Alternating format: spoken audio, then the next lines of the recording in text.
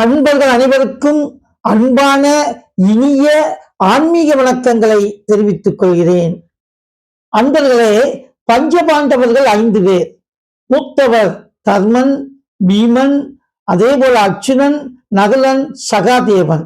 இந்த 5 பேரிலே மூத்தவன் அறத்தின் மைந்தனாக அறத்தை இந்த உலகத்திலே விதைத்த ஒரு நாயகனாக திகழ்ந்தான்.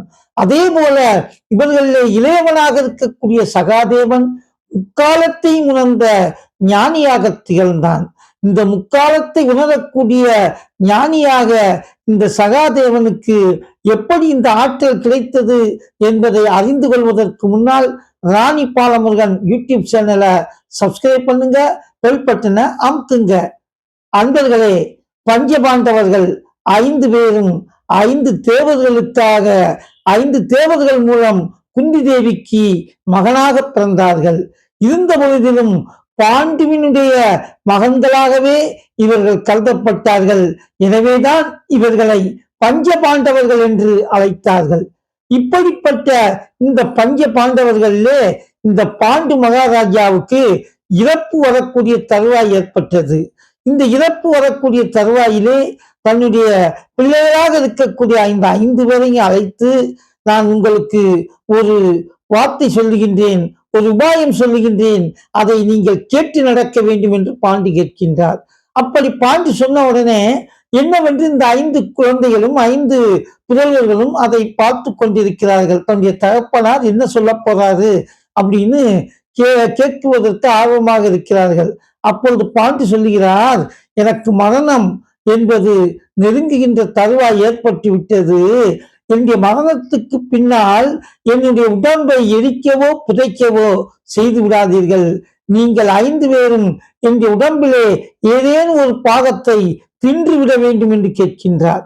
இப்படி அந்த பாண்டு தன்னுடைய பிள்ளைகளுக்கு சொல்லிக் கொண்டிருந்ததை பகவான் கிருஷ்ணர் என்ன செய்தார்னா, தூரத்திலிருந்து ஒட்டி கேட்காரு. ஒட்டி கட்டவது, ஆகா, இந்த பாண்டியனுடைய உடலை இவர்கள் தின்று விட்டார்கள் என்று சொன்னால் நான் இந்த பூமியிலே பூபாரம் தணிப்பதற்காக வந்திருக்கின்றேன். என்னுடைய கடமை, நான் இதற்காக இந்த பூமியிலே அவதாரம் எடுத்தேனோ அது நிகழவிடாமல் நிகழாதே என்று நினைத்த பகவான் என்ன செஞ்சார்னா யோசித்து கொண்டே இருந்தார். ஒரு நாள் பாண்டு மகாராஜா இறந்திருந்தாரு. இறந்த உடனே இவர்களெல்லாம் தந்தையார் சொன்னதை நினைத்து தர்மன் முதல் சகாதேவன் வரை அனைவரும் சிந்தித்துக் கொண்டிருக்கிறார்கள். அப்பொழுது ஏதும் அறியாதவன் போல் வந்த பகவான் கிருஷ்ணர் என்ன செய்தார்னா, உங்க தகப்பனார் ஏதோ ஒரு ஆர்வத்தில் இதை சொல்லி இருக்கலாம். இந்த பூமியிலே இப்படியெல்லாம் நடக்கக்கூடிய வாய்ப்பு கிடையாது. அப்படி தகப்பனுடைய உடம்பையே சாப்பிடுவது என்பது எந்த தர்மத்தில் இருக்காது. எனவே தன்னுடைய தகப்பனுக்கு செய்ய வேண்டிய அந்த கைங்கரியங்களை, அந்த ஈமச்சடங்குகளை செய்ய வேண்டும். அவரை எரியூட்டுவதற்கு விறகு கொண்டு வருவோம் வாங்கன்னு சொல்லிட்டு போறாங்க. போகின்ற பொழுது பகவான் சொல்கின்றார் சகாதேவன்கிட்ட, சகாதேவா, நீ இந்த உடம்பை நீ பத்திரமாக பார்த்துக்கொள். ஏனென்றால் ஏதேனும் மிருகங்கள் இதை எடுத்துக்கொண்டு சென்று விடக்கூடாது.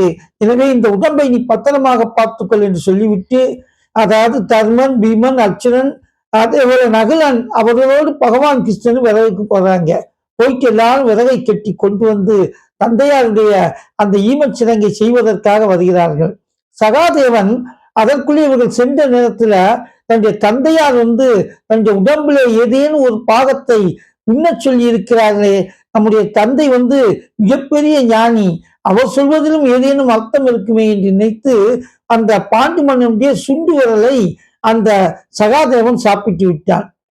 அப்படி சாப்பிட்ட உடனே அங்கிருந்து 4 கூட்டல் 1 5 பகவானோடு சேர்ந்து 5 பேர் விறகை கொண்டு வராங்க. இப்படி விறகினை கொண்டு வருகின்ற பொழுது இந்த 4 பேரும் தலையில விறகை வச்சுட்டு அத்தாடி அம்மாடின்னு வராங்க. ஆனா பகவான் கிருஷ்ணன் அங்கிருந்து வருகின்ற பொழுது அவருடைய தலைக்கு 1 அடிக்கு மேல அந்த விறகு மிதந்து வருகின்றது. இவரும் கஷ்டப்பட்டு கொண்டு வந்ததோல ஐயோ அத்தாடி அப்பாடின்னு சொல்லி அந்த விறகை போட்டாராம்.